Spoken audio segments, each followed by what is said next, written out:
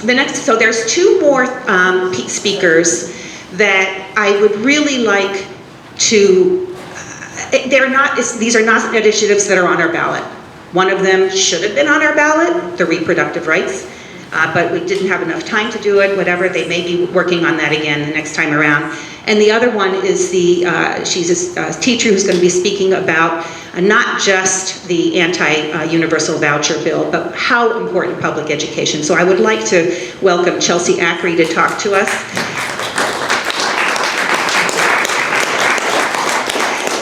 Chelsea Acree has been teaching in Arizona for 12 years, currently teaches choir at Marana Middle School.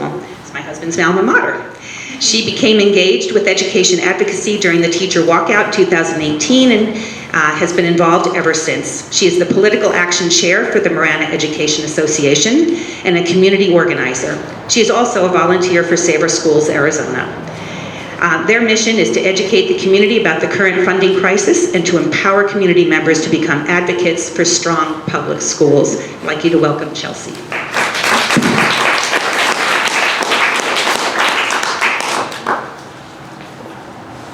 Thank you so much.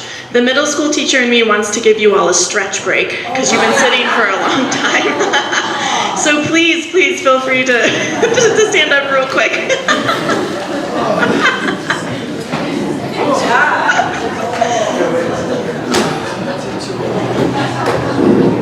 Roll your shoulders.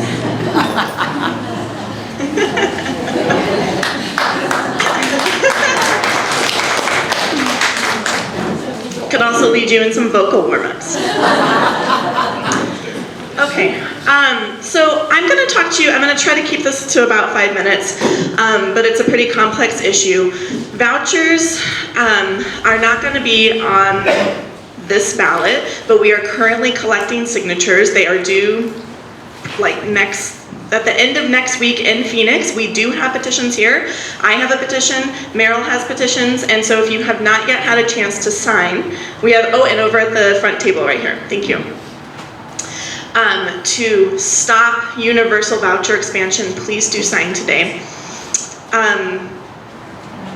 So, and if and when we turn in all of our signatures, it should be on the ballot in 2024. And also, this is just a continual issue that we have been fighting for years and we will continue to fight. And so I really, the more that we all know about what vouchers really are, the more we can all step up and make sure that it doesn't destroy our public education.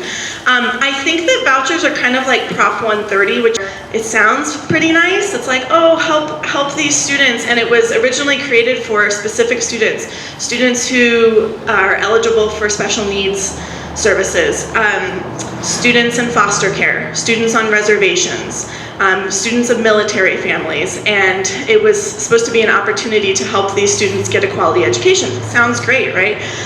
But when you start looking into it, there's actually, it's actually extremely harmful for the entire public education and for students on a whole. So don't be fooled by they're trying to make it sound like such a great thing, but you gotta do your due diligence. So what are vouchers? Vouchers are public tax dollars that are being taken to private schools to fund private school tuition. Private schools can mean parochial schools, religious schools. It can mean homeschool. And it can also mean micro schools, which are a new thing that is popping up where people start a school with, it's like homeschool, but it's usually like a few more students. And it's usually happening at home or maybe in a local building. The problem with this is that there is no oversight, little to no oversight, accountability, or follow-up in how this money is being spent. Is it even being spent on educational things, and also if it is improving educational outcomes. So we're allowing this money to go to this other place, and we don't even know if students are truly benefiting from this. If they say that it is helping students to have a better education. Is it? We don't know. There's no data. We don't know that. So years ago, the Arizona Supreme Court ruled that vouchers were unconstitutional because it was unconstitutional to let public tax dollars go to fund religious school education. That's when ESAs were born, which stands for Empowerment Scholarship Application. Sounds great, right? Empowerment. ESAs are vouchers by another name. They know that people don't like vouchers, so they came up with this other, and they say, no, these are ESAs. They're vouchers. An ESA is literally a debit card that is given to parents, and it is, conceptually, it's the money that their child would have received in funding. If they had gone to a public school, it's usually about $7,000. It's given to the parent on a debit card to spend as they wish, with little to no oversight on educational needs. This is how we got around the fact that it was unconstitutional. It blows my mind. We said, oh, we can't take money, public tax dollars, and give it straight to a private school. Well, let's just have a middleman. We're giving it to the parents. We're not giving it to a private school. Yes, they are. It's just going to the parent first and then to a private school. It's just mind-blowing. So that's where it's still going. As I said, the ESA program started with these very specific students who need special ed services, students in foster care, on reservations, students in D and F rated schools. But we believe that the goal was always expansion, that it was never meant for just those students. That was the foot in the door, and then as soon as it was established and some people started using them and liking them, they would have universal voucher expansion, and that's what we're trying to sign right now to stop, is that the legislature tried to pass universal voucher expansion so that any student in Arizona that wanted an ESA could receive one. The goal, I believe, is full privatization of education in Arizona so that people can profit off of it. Statistically, ESAs are not helping low-income students very often. And the reason for that is that they are about $7,000. It's a flat number. And if the private school tuition costs more than that, then the family has to make up the difference. It's not like, you know, a full ride scholarship where no matter what it is, it covers it. It's a set amount of money. So statistically, they are helping families who can pay that gap in the tuition. Also, so differences between public and private schools. Public schools are required to accept any student regardless of their needs. They are required to provide free transportation to and from school. Many schools provide free and reduced lunch for students. There's all these additional services that public schools provide. Private schools are not required to provide those and most often do not. So usually they are helping families that have a car and a work schedule where they can transport their students to and from school every day, where they can provide their own child with lunch because they're not going to have free and reduced lunch. Maybe the private school requires uniforms and they have to pay for them. There's all these extra things, and so we find when you look at it, the ESAs are statistically helping students who generally they're leaving A and B schools. They're not going from DNF rated schools. They're basically subsidizing private education for families that could already afford it.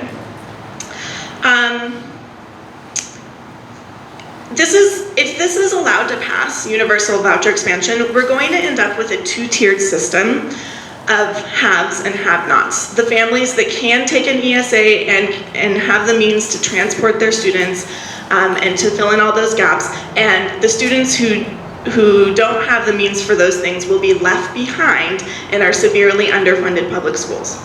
So I'm hearing from a lot of people in my community that ESAs really helped my child, and ESAs are a good thing for Arizona and for education. And I believe that ESAs have helped some children, but does it help all children? And the answer is no.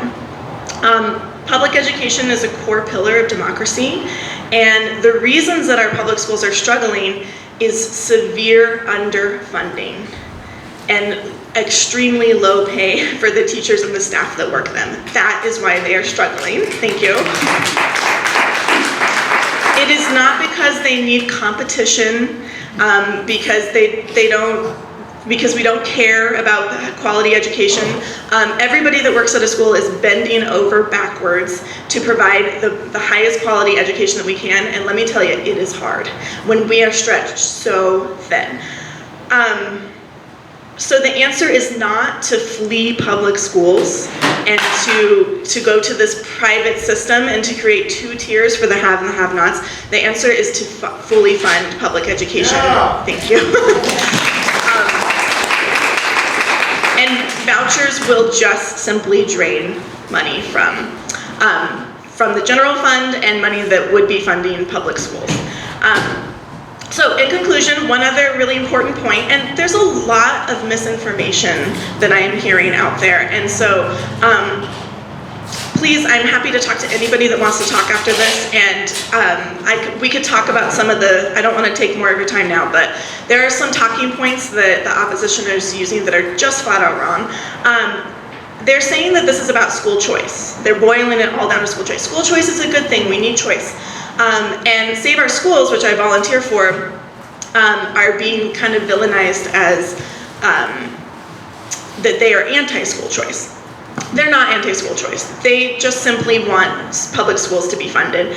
And so let me tell you about what choices we have in Arizona right now. Right now, you can choose to send your child to the neighborhood district school in your neighborhood. You can also, we have open enrollment across the entire state. You can also open enroll your student in a different school in your school district. You can also open enroll them in a public school in another school district. You can also enroll your child in a charter school. We have lots and lots and lots of charter school options in Arizona.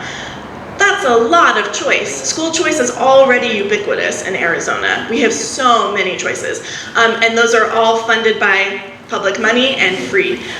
The only choice that vouchers affect is being able to use public funds to pay private school tuition. And then I would be remiss if I didn't mention that I teach in Marana, and so something that will be on your ballot is that the Marana School District, if you live in the Marana School District, is going out for a bond. And we also have 2 seats open on the school board. So, and these things will be at the very bottom of your ballot, maybe even on the back of the ballot, because it's going to be a long one.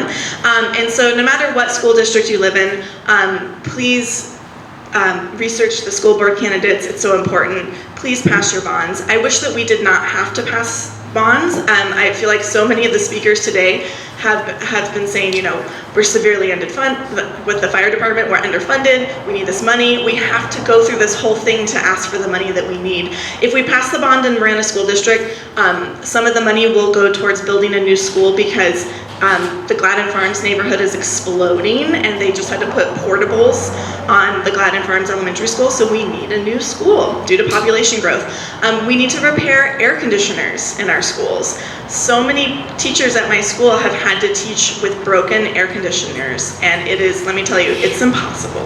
It is impossible to teach and learn without air conditioning in August in Tucson.